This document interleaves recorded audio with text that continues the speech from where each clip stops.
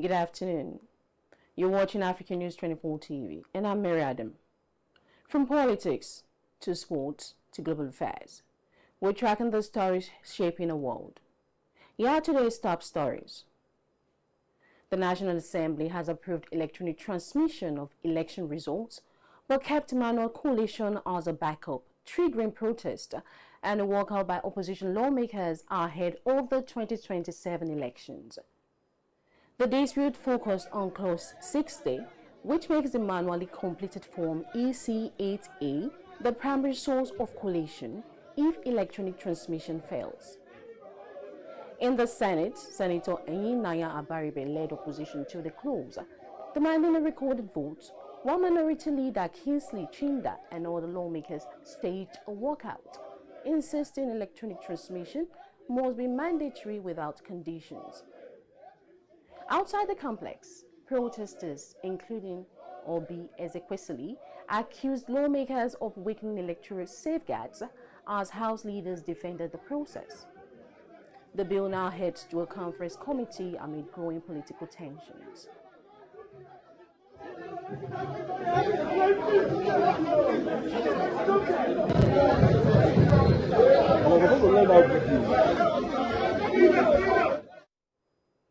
The former Kaduna State Governor, El-Rufai, has spent a second night in the custody of the Economic and Financial Crimes Commission over an alleged 432 billion naira corruption probe.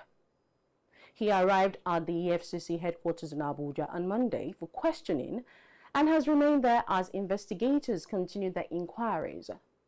Sources within the commission say a remand order may be sought to extend his detention beyond the 48 hours allowed by law. His lawyer, A.U. Mustafa San, confirmed that El-Rufai is still with the anti-graft agency and has fully cooperated with investigators. He described his client as a responsible citizen who voluntarily honored the EFCC's invitation and is not a flight risk if granted bail. The probe follows recommendations by the Kaduna State Assembly, which allege misappropriation of funds, abuse of office, and reckless borrowing during his 8 years in office. Claims El-Rufai has denied, insisting the loans were properly used for development projects. Millions of Muslims and Christians around the world are starting major religious observance today. Muslims have become the holy month of Ramadan, a period of fasting, prayer, reflection, and charity. After the Christian moon marking the start of Ramadan 1447 AH was cited in several countries, observers fast from dawn until sunset each day throughout the month, engaging in spiritual reflection and acts of kindness. At the same time, Christian communities are observing Ash Wednesday, which marks the beginning of Lent, a 40-day season of fasting, penance, and preparation for Easter. The simultaneous start of Ramadan and Lent in 2026 is a rare alignment of sacred calendars, offering a moment of spiritual reflection for adherents of both faiths.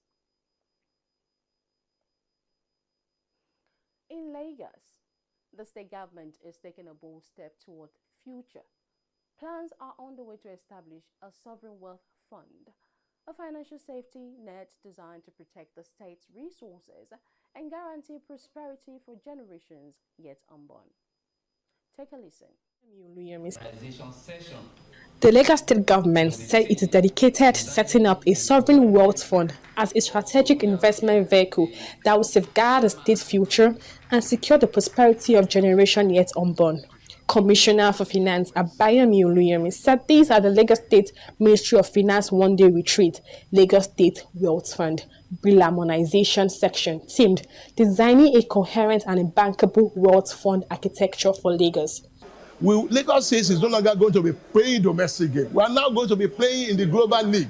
So an investor in United States, an investor in Japan, an investor in China can wake up tomorrow and see Lagos State Wealth Fund and say, okay, I want to contribute to this fund. I want to be part of this fund. So what we do is that it makes it attractive. Every time we say, oh, the investors don't want to come. So this is part of that what we need. We are building structure upon structure. So sovereign wealth fund is also another block that we have put together to make sure that we can take Lagos State to the next level. Speaker of the Lagos State House of Assembly, Mudashiru Obasa, represented by the Chairman House Committee on Finance, Femi Said, said the strategic retreat was a landmark event at deliberating on the bill to carve a niche legally and democratically, as well as drive economic growth for the state. A subnational to formulate a Lagos State Wealth Fund law for future security, attract investment, build infrastructure, technology and innovation initiatives. The objectives of the fund are to build a saving base for the state, particularly for the indigenous and residents, finance and develop infrastructure, promote research, technology, creativity, etc. It makes provision for the investment of profits and income of the fund. It states that for at least 5 years after its initial fund, all profits shall be reinvested from the 6th year up to 50% of annual profits may be paid as dividend to the states. Given the executive summary of the fund, Commissioner for Justice and State Attorney General Lawal Pedro and his stakeholders at the retreat said the unique proposition will be a legacy achievement for Lagos as African First Subnational Wealth Fund, an initiative with several benefits including revenue maximization and economic diversification, stating that the state needs a strategic approach to managing its commercial assets to meet its growing obligation. It's going to serve as a form of stabilization fund in case of emergency, like during the times of COVID. So you don't need to wait for people to, give you approval, for loan or something like that.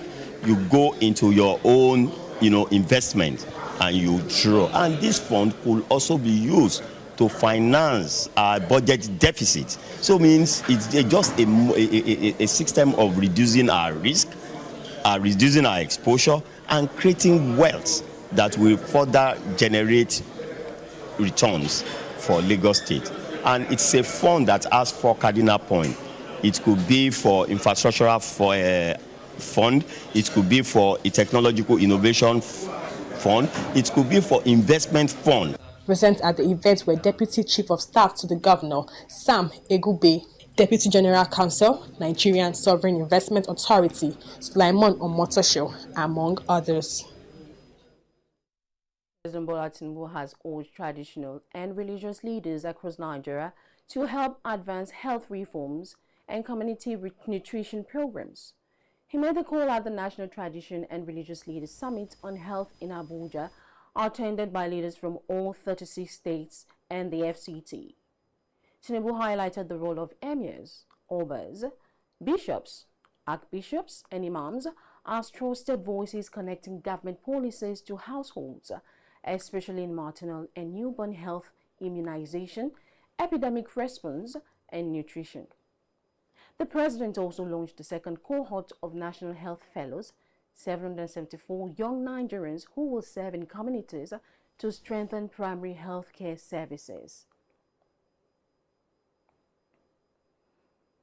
Violence broke out at the Ondo State Secretariat of the All Progressives Congress in Akure on Tuesday, when suspected thugs stormed the stakeholders' meeting ahead of the party's world congresses. The state chairman, Adetimi, was reportedly beaten and injured in the attack, which forced party members to flee the premises. Witnesses said the assailants, armed with sticks and machetes, were disrupted proceedings and declared allegiance to Governor Lucky Aiyedatiwa, claiming he owns the party.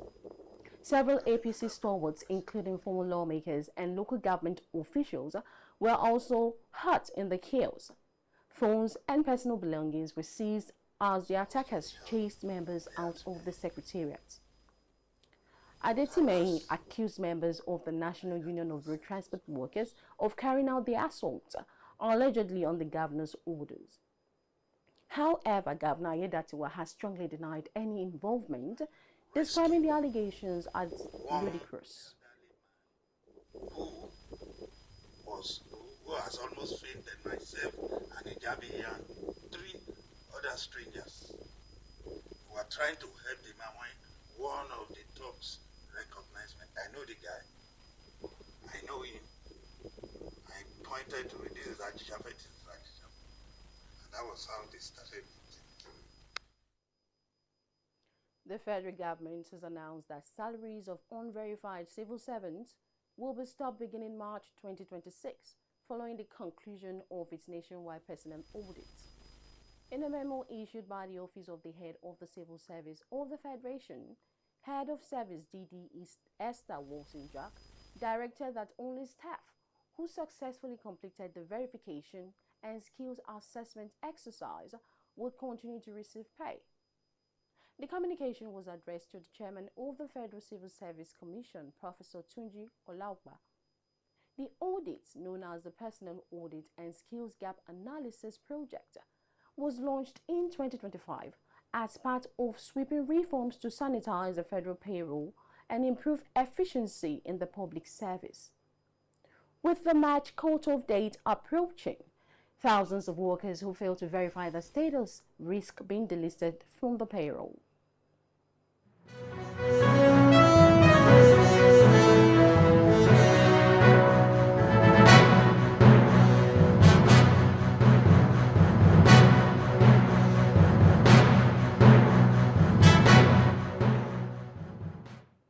And in business news, Nigeria has missed out on an estimated 1.76 trillion naira in potential revenue after failing to meet its crude oil production quotas set by the Organization of the Petroleum Exporting Countries, OPEC. The Nigerian Upstream Petroleum Regulatory Commission, led by Chief Executive Benga Komolafe, reported that the country's output remained below the 1.5 million barrels per day quota for much of the review period. Minister of State for Petroleum Resources, Henikin Lukobiri, said crude theft, pipeline vandalism, and operational challenges in the Niger Delta contributed significantly to the shortfall. And Nigeria has marked a milestone in homegrown oil technology with the launch of its first locally built crude oil metering and calibration facility in Eket, Akwa Ibom State. The facility was developed by Engineering Automation Technology Limited, becoming the first in Africa to provide accurate verification and calibration of oil flow meters. NUPRC Chief Executive Orisha Meyiwa Eyesan described it as a major step for local engineering and technical expertise. Eyesan explained that the facility will allow Nigerian engineers to lead in oil measurement technology, providing services previously dependent on foreign expertise. The project is expected to enhance Nigeria's technical capacity in oil sector and positioning the country as a leader in indigenous petroleum measurement technology. And in foreign news, several cities across France are preparing for more flooding after days of severe storms. Authorities have issued red alerts in regions including Gironde, Lot-et-Garonne, and Maine-et-Loire, warning that rivers such as the Garonne could rise again as a new storm moves in. Storm Niels has already caused major damage, leaving about 450,000 homes without power and disrupting transport across France, Spain, and Portugal. One person was killed in France, dozens were injured in Spain, and flooding in Portugal led to a partial viaduct collapse. Homes have been submerged and villages cut off, with experts warning that heavily saturated soils could trigger further flooding. A suspected gas leak sparked a massive explosion around 10 a.m. at Abundant Life Fellowship Church, located roughly 50 miles northeast of Syracuse, after emergency responders were sent to the scene following reports of a strong gas odor. The blast left 5 people injured, including a firefighter who remains in critical condition. 2 victims suffered life-threatening injuries, while 3 others sustained minor wounds. Authorities believe a buildup of propane gas triggered the detonation and have found no evidence of foul play. The explosion caused severe destruction, leaving much of the church in ruins, as crews secured the site and began investigations to determine the exact cause. Oh my gosh. my gosh.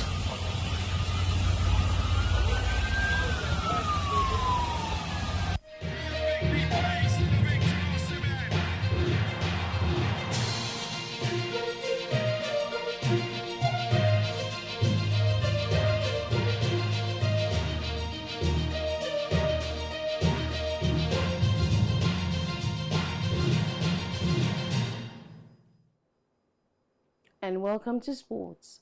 Nigeria's senior women's football team, the Super Falcons, will take on Cameroon's indomitable Lionesses in 2 international friendly matches ahead of the 2026 Women's Africa Cup of Nations. The Nigeria Football Federation confirmed that the double-header will be played in Yaoundé during the FIFA Women's International window, with matches scheduled for February 28 and March 3, 2026. NFF General Secretary Dr. Mohamed Sanusi said the fixtures are part of preparations to defend Nigeria's WAFCON title and strengthen the squad before major competitions. Cameroon's football authorities are also welcomed the arrangement, describing it as an opportunity to boost competition and regional rivalry. And Real Madrid forward Kylian Mbappe has alleged that his teammate Vinicius Jr. was subjected to repeated racial slurs during their UEFA Champions League clash against Benfica in Lisbon. The incident reportedly occurred after Vinicius scored the decisive goal in Madrid's 1-0 victory at the Estadio da Luz. According to Mbappe, the alleged abuse came from Benfica player Gianluca Prestiani. The referee temporarily halted the match under anti-racism protocols before play resumed. Prestiani has denied the allegation, while UEFA is expected to review the incident. Mbappe condemned the alleged abuse, calling for firm action and stressing that racism has no place in football.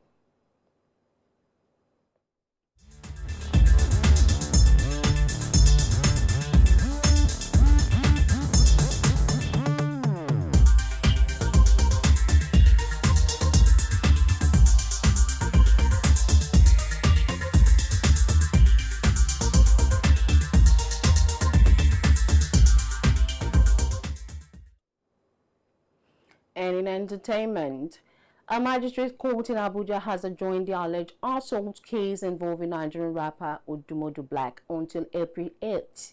The artist born Tochukwu Gbebumi Ojogu is facing a trial over an alleged assault following a complaint filed earlier this year.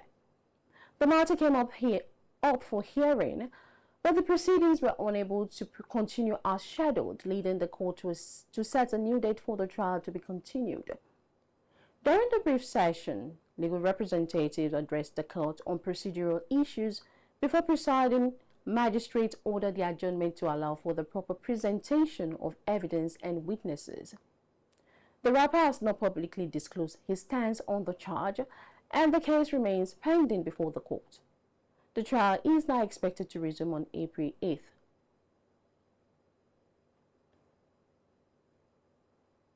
And finally, Oscar-winning actor Robert Duvall died at the age of 95.